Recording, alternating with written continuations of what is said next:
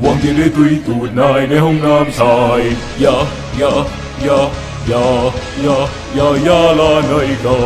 อย่าลาหน่อยก็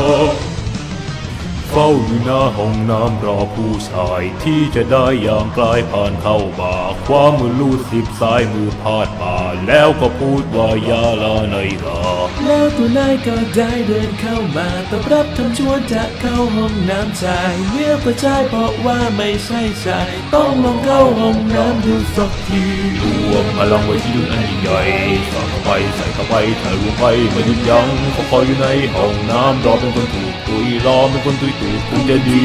กว่าเข้าทั้งข้างหลังใส่เข้าไปให้ลึกที่สุดเอาไอ้ของข้างในมันทาลักออกมาหากว่ามีผู้ชายจะขอตุยเราจะไม่ยอมแล้วก็จับตุยมันเข้าทั้งข้างหลังต่อไปเอาให้มันแหกเอาไอ้ของข้างในมันร้อนจนละลายหากว่าผู้ได้ผ่านมาและเป็นผู้ชายที่ตุยนายด้วยดุลแห่งเพลิง